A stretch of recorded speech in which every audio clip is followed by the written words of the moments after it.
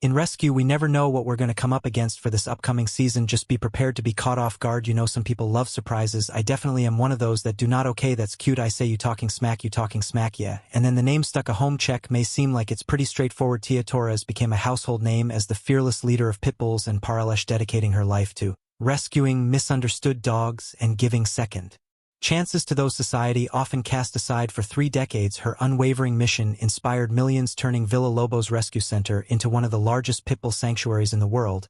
But then the show suddenly ended. Fans were left wondering what really happened. From financial struggles and relocation battles to behind-the-scenes challenges, Tia faced more than just the end of a TV show. She faced a fight for survival. In this documentary, we uncovered the truth behind the cancellation, the hardship she endured, and where she is now. Has she managed to keep her rescue mission alive, or has life after pit bulls and Parolees taken an unexpected turn? Stay with us as we explore the untold story of Tia Torres. Tia's roots of resilience. Tia Maria Torres was born in Southern California on June 11, 1960. Her parents separated when she was young, and her stepmother became a significant figure in her life. Tia always remembered her with love, calling her mom. Her childhood was not always easy, but it gave her a strong sense of caring for others, whether they were people or animals. Growing up, Tia was always around animals. Dogs, cats, and even horses were part of her everyday life. She imagined having a family that included all kinds of creatures. Her stepmother believed animals were Mother Nature's gifts, and she taught Tia important lessons about being strong and disciplined. These lessons were especially important because the family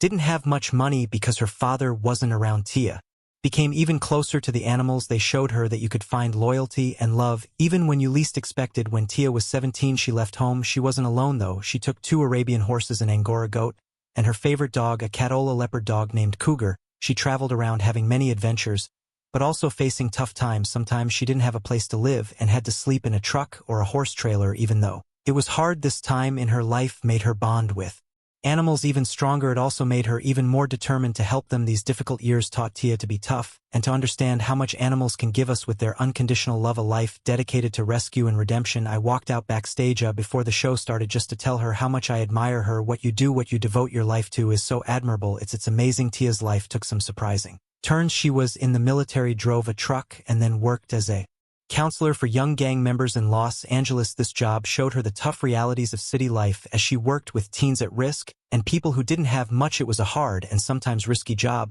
but it taught her a lot about helping people who were vulnerable. This experience would be very important later in her life. A chance meeting at an animal shelter in Los Angeles changed everything. It was there that she first met pit bulls, a type of dog that people often misunderstand and treat badly. One pit bull, who was brindle-colored, had been taken from a place where a violent crime happened. Even though the dog had been through a lot, it was surprisingly gentle and quickly became friends with Tia's young daughters. This sweet interaction showed Tia that the negative things people said about pit bulls weren't true. It had a big effect on her. Even though there were rules against adopting pit bulls in the area, Tia was determined. Because she worked with animal control, she was able to get the dog and take it home. The dog, named Tatanka, was the first pit bull Tia rescued. It was the start of her life's work. At first, her rescue center, Villa Lobos, was a place for wolves and wolf-dog mixes. Later, Tia started to take in pit bulls too, trying to change how people thought about these dogs. She started the Pit Bull Support Group in March 1999, working with Los Angeles Animal Services. The group helped pit bull owners by offering things like low-cost spaying and neutering training classes and other important support. The group was surprisingly successful for over 11 years, showing how much Tia helped both animals and people. While she was building her animal rescue, Tia started to hire people who had been in prison. She began with just one person who had recently been released. Soon she was helping 2 teenage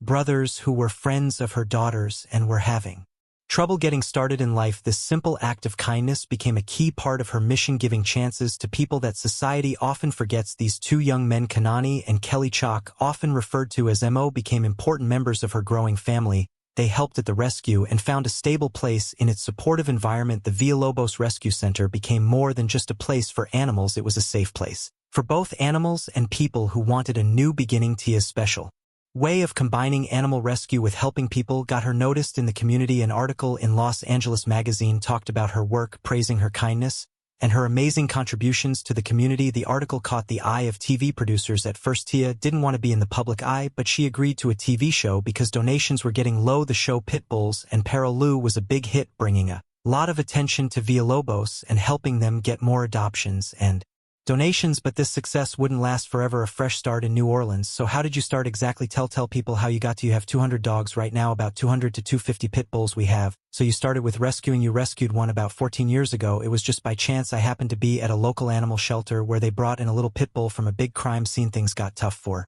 Villa Lobos. The economy in California wasn't doing well, and new rules made it harder to run the rescue. Tia faced problems she couldn't overcome. So she made a big decision. She would move everything to New Orleans. This included over 200 pit bulls, many other animals, her 4 children, and several people who had been in prison. She chose New Orleans because she felt a strong connection to the city. She had helped with the Hurricane Katrina relief efforts there. New Orleans, with its special character and Tia's connections to the people, seemed like a good place for V. Lobos to start over. The move wasn't just about changing location. It showed how determined Tia was to keep doing her important work. She was determined to make sure her rescue and all the lives it touched would have a future. This big change was a turning point. It shows the strength and dedication that have always been a part of Tia Torres' life and her mission. Her story continues to give hope to people who are often forgotten and shows how powerful kindness and never giving up can be. The problems in California, especially the stricter our rules and high costs for kennel permits in Los Angeles County, were too much to handle. These problems only made her more determined. In 2010, she started what became a huge undertaking, moving Villa Lobos across the country. This wasn't just about paperwork and planning. It meant physically moving hundreds of rescued pit bulls.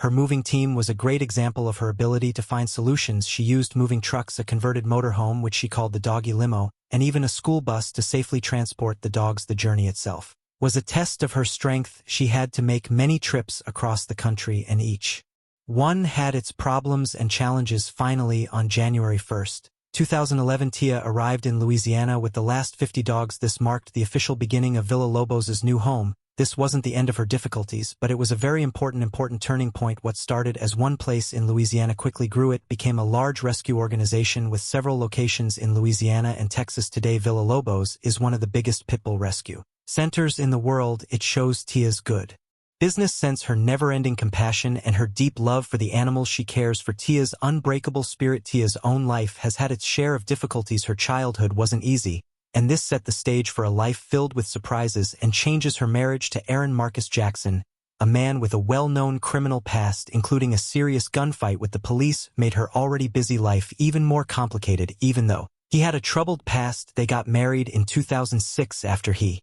got out of prison. This shows how much she believes in giving people second chances. Their marriage eventually ended in divorce. Tia shared this news publicly in a Facebook post in 2018, showing that she is open and honest, even when dealing with personal struggles. Being a mother has also been a big part of her life. She has 4 children, her daughters Tanya Torres and Mariah Clementine, who is also now divorced, and her adopted twin sons Kanani and Mo. These 4 children are an important part of the Villalobos family. They help run the rescue center and show the same compassion and belief in second chances that their mother has. Despite all the challenges she has faced both personally and in her work, Tia continues to be completely dedicated. She is still actively involved in rescuing animals and helping people who have been in prison. This shows how much she believes that both animals and people can change for the better. She is fully committed to Villalobos, making sure that every dog in her care gets the love, attention, and support they need to be happy and healthy. Besides running the rescue, she is also working to promote the Rabid Reality Network. This is a way to spread the word about Villalobos, raise awareness, and get the money they need to keep going. That's what this program teaches responsibility. To be a responsible dog owner and a pit owner. Tia's main goal is to be a voice for animal welfare. She wants to show everyone how important it is to help animals recover and have good lives. She also wants to change the way people think about pit bulls, as there are many incorrect ideas about them. At the same time, she wants to change how people see those who have been in trouble with the law. She wants to reach more people with her message of kindness and show how giving second chances can change lives for the better. From rescue mission to TV sensation, it's a weekly series on Animal Planet, obviously, and it takes the most maligned breed of dog in the entire world and pairs them up with newly released convicts from prison, and ultimately they teach each other compassion and responsibility, and ultimately love. Tia and Villalobos became known across the country through the Animal Planet TV show Pitbulls and Parolees. The show started in 2009 and showed what life was like at the rescue center. Everyday viewers got to see the challenges and rewards of rescuing and helping pit bulls, while also giving jobs and support to people who had recently been released from prison. Each episode showed how loving these dogs, who are often misunderstood, can be. It also showed how much people can change for the better. Viewers met Tia's family, her daughters Mariah and Tanya and her adopted sons Kanani and Emo along with their wives, who all became a part of the show. The series followed their move from Agua Dulce, California to their final home in New Orleans, Louisiana. It also showed their attempt to move to Tehachapi, California in 2011, which didn't work out. The Tehachapi move failed because Carr County wouldn't give them the permits at the last minute. This was a big financial and emotional setback, showing how difficult it is to run a large animal rescue even with this setback and the damage caused by storms and hurricanes to the New Orleans facility, which was shown in a 2021 episode. Tia kept going. She found a new location and continued to run the rescue. The show ended in 2022, which was a big change. Animal Planet canceled Pit Bulls and Parolees because of changes at Discovery Communications after it was bought by Warner Brothers Discovery, while the show continued to be shown again. Losing the steady money from the show created a serious financial problem for Villalobos. The money that had been so important for taking care of hundreds of dogs and paying the rescue staff suddenly disappeared. Tia responded to this challenge with her usual determination. While she said she was disappointed and thanked the show's fans, she quickly started working to make sure Villalobos would continue. The cancellation, though sad at first, only made her more determined. She knew that the end of the show wasn't the end of her mission. She put her energy into starting Rabid Reality, her own online network. This platform lets her talk directly to fans and supporters. She can keep sharing powerful stories, raise money, and stay connected to the community that has supported her work for so many years. For 19 seasons, Pit Bulls and Parolees showed her dedication to changing how people think about pit bulls and giving jobs and second chances to people who have been in prison. While the end of the show closed one chapter, it started a new one. Empowered by her vision and strong spirit, she continues her fight for the animals and people who rely on her kindness and commitment. The legacy of Pit Bulls and Parolees continues not just through reruns but through the lasting impact of Tia's work and a legal battle for justice. A legal battle for justice, cause you take in how many dogs a day and how many do you residential adopt out? Yet we get hundreds of calls a week to take them, but the outtake number is quite a lot less, even though Villalobos Rescue Center was having trouble because it no longer had its TV show. Tia Maria Torres faced an even bigger challenge, a difficult legal fight. She was sued for a lot of money and for custody of 5 rescued pit bulls known as the Crescent City 5. Tia stood strong against people she used to know and trust, who had betrayed her, these people whom she had welcomed into her rescue left behind a terrible mess. There were abandoned and dead dogs. The place was filthy, and they had stolen animals. This awful discovery shocked Tia and her team. They had to clean up the mess and try to get justice for the animals that had suffered. Even though she was heartbroken, Tia refused to give up. She was determined to make sure the Crescent City 5 never went back to the people who had hurt them. This legal battle wasn't just about the dogs, it was about without standing up against cruelty and betrayal. The people who had mistreated the animals hadn't just abandoned them in awful conditions, they had also taken 5 dogs that belonged to Villalobos. While they were eventually charged with animal cruelty, stealing, and having guns illegally in Michigan, they did something shocking. They sued Tia in civil court, demanding to get the stolen dogs back. This unbelievable action stunned Tia and her supporters. Yes, you read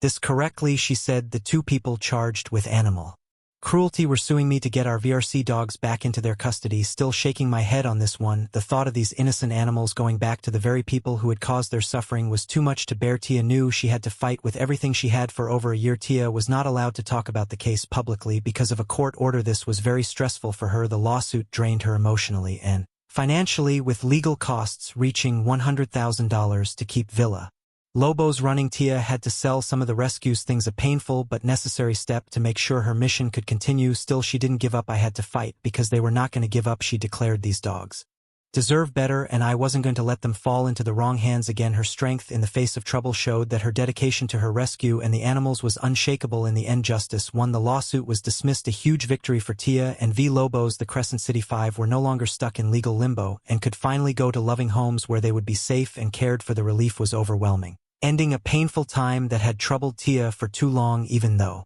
the battle had been hard, the results showed that her unwavering commitment to the dogs was worth every struggle. Looking back, she made it clear that while it was a difficult experience, she had no regrets. Her priority always had been, and always would be, the well-being of the animals. Despite the win, Tia knew her work wasn't finished. She planned to share the whole story and all the proof in a Facebook Live session, so her supporters who had been following the case since 2018 could finally hear the truth. She also thanked Carolyn Penn Martin, a devoted supporter of the Crescent City 5 whose unwavering love and support for the dogs had given her strength during the legal battle. In honor of the Crescent City 5 and in memory of Carolyn, we move forward with renewed hope. These dogs will finally have the future they always deserved. Tia said the case might be over, but its impact would always show the strength and determination that define Vobo Rescue Center. With this behind her, Tia keeps moving forward, making sure Vobo stays a safe place for abused and abandoned dogs. Through Rabid Reality, she stays connected with her supporters, sharing updates, stories, and information about ongoing rescue efforts. While the journey has been tough, her mission has never changed. She has faced storms, money problems, betrayals, and legal battles, but her passion for saving animals has never weakened. The Crescent City 5's victory isn't just a legal win, it's a symbol of everything Tia stands for: strength, perseverance, and an unbreakable love for the animals that depend on her. Tia Torres' bold move after TV's end, with relentless determination and strong backing from her supporters. Tia Torres, the heart and soul of Pit Bulls and Parolees, found herself in a difficult situation when the show ended unexpectedly. For years, the Parolees had been a crucial source of awareness and financial support for V. Lobo's Rescue Center. However, a combination of setbacks, including the COVID-19 pandemic, a corporate buyout, and business decisions beyond her control, led to its cancellation. This sudden loss left Tia and her team struggling to keep the nearly 30-year-old rescue afloat. Without the steady stream of donations and adoptions that the show generated, financial concerns grew quickly, especially since filming had already stopped more than a year before the official cancellation. Hopes for another season and early rumors about Animal Planet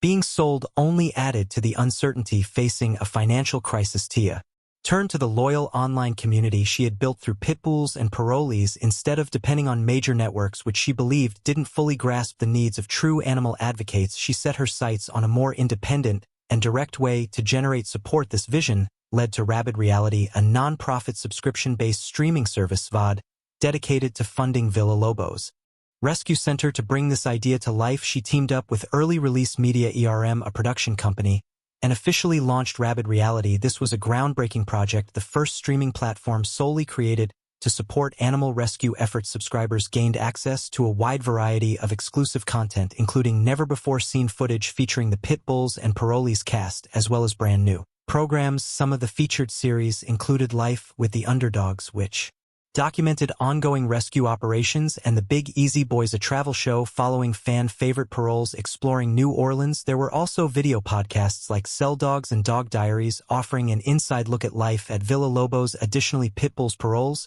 and a producer served as a companion podcast to the original Animal Planet show. The platform was designed to be widely accessible through smart TVs, mobile apps, and a dedicated website to make it easier for people to support the rescue.